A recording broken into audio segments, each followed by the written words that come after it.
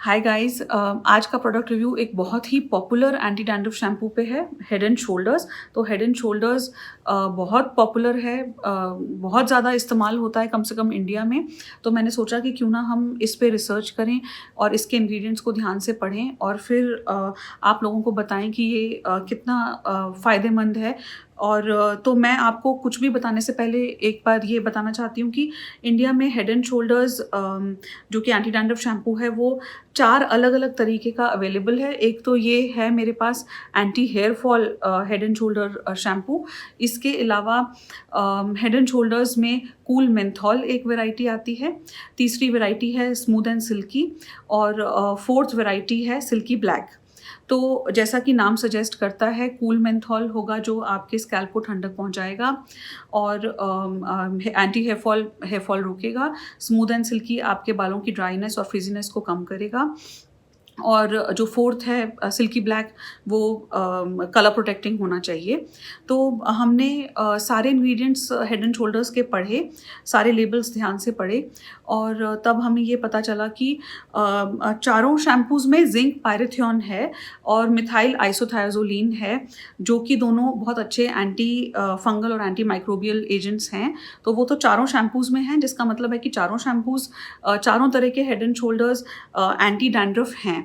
लेकिन जब हमने लेबल्स को ध्यान से पढ़ा तो ऐसा कोई इंग्रेडिएंट हमें नहीं दिखा कि जो मैं कह सकूं कि एंटी हेयर फॉल में है, जिसकी वजह से उसका हेयर फॉल एक्शन है। या ऐसा कोई इंग्रेडिएंट मुझे नहीं दिखा कि जो कलर प्रोटेक्टेंट होना चाहिए सिल्की ब्लैक में, या फिर स्मूथ एंड सिल्की में ऐसा कोई इंग्रेडिएंट मुझे नहीं मिला कि जो मैं कहूँ कि वो ड्राइनेस और फ्रिजीनेस को कंट्रोल करेगा।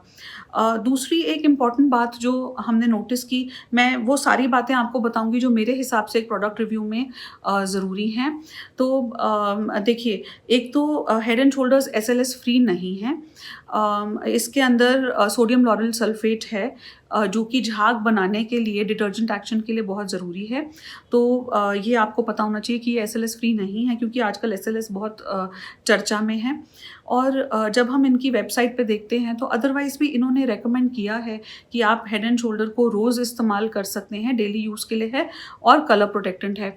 तो वो मुझे थोड़ा-सा कंट्रोवर्शियल लगा, कंसिडरिंग कि उसके अंदर इतने सारे केमिकल्स हैं और उसके अंदर एसएलएस है, तो वो कैसे कलर प्रोटेक्टेंट हो सकता है और वो कैसे डेली यूज़ के लिए हो सकता है, वो मुझे समझ नहीं आया।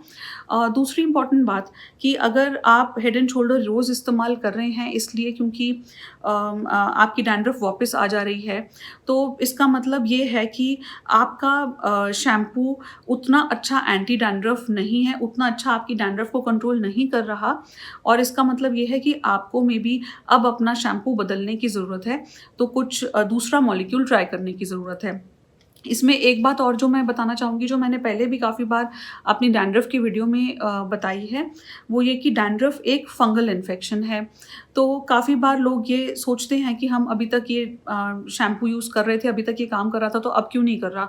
तो उसका रीज़न ये है कि फंगस रेजिस्टेंट हो जाती है उस पर्टिकुलर मॉलिक्यूल को, और इसलिए धीरे-धीरे वो काम करना बंद कर देती है। और इसलिए फिर ये समय है कि आप अपना शैम्पू चेंज करें, कोई और मॉलिक्यूल का शैम्पू इस्तेमाल करें, ताकि आपको अपने डैंड्रफ से छुटकारा मिल सके।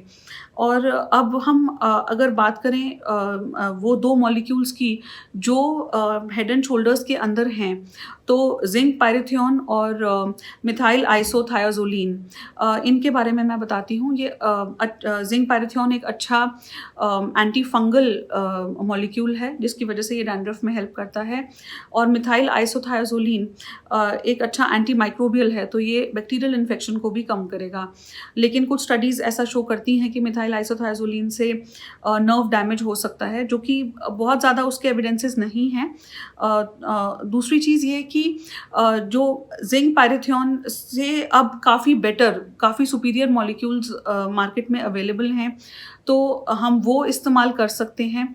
जैसे कि साइक्लोपायरॉक्सोलामीन, जो कि मेरा पर्सनल फेवरेट है, इसलिए क्योंकि मेरे पेशेंट्स का उस पे बहुत ज़्यादा अच्छा फीडबैक है। और फिर जब आप एक अच्छा सुपीरियर मॉलिक्यूल इस्तेमाल करें, चाहे साइक्लोपायरॉक्सोलामीन, चाहे कोल टार, सैलिसिलिक एसिड, तो इसमें फिर ये है कि आप उसकी फ्रीक्वेंसी भी कम कर सकते हैं, तो वो एक और वजह हो जाएगी कि जो वो सेफ़ होगा आपके बालों के लिए। तो आप फिर हफ़्ते में 2 बार भी एंटी डैंड्रफ शैम्पू यूज़ कर सकते हैं, और 2 बार से ज़्यादा अगर आप हेड वॉश कर रहे हैं तो आप एक माइल्ड शैम्पू इस्तेमाल करें, और फिर आपको हेड एंड शोल्डर जितना स्ट्रॉन्ग शैम्पू रोज़ इस्तेमाल करने की ज़रूरत नहीं है। और एक बात और जो कि मैंने नोटिस की, जो मैंने सोचा कि ये आपके नॉलेज में लाना ज़रूरी है, वो ये कि जब हम सारे लेबल्स पढ़ रहे थे, तो हमने नोटिस किया कि हेड एंड शोल्डर्स जो इंडिया में अवेलेबल है, उसमें ये 2 मॉलिक्यूल्स ख़ास तौर पे हैं एंटी डैंड्रफ के लिए, ज़िंक पैराथिओन और मिथाइल आइसोथायोज़ोलिन। लेकिन जो हेड एंड शोल्डर्स अमेरिका में अवेलेबल है, उसके अंदर सेलेनियम सल्फाइड भी है, जो कि बहुत अच्छा एंटी डैंड्रफ है, जो कि इंडिया के हेड एंड शोल्डर्स में अवेलेबल नहीं है। 1% सेलेनियम सल्फाइड जो कि इंडिया में सेल्सन के नाम से अवेलेबल है, आप में से काफ़ी लोगों ने सुना भी होगा।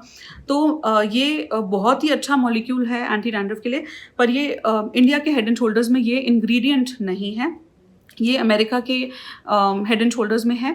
और दूसरी चीज़ ये कि यूरोप के anti dandruff head and shoulders में पायरोक्टोनोलोमीन है, जो कि एक दूसरा अच्छा मॉलिक्यूल है डैंड्रफ के लिए, वो भी इंडिया के हेड एंड शोल्डर्स में अवेलेबल नहीं है।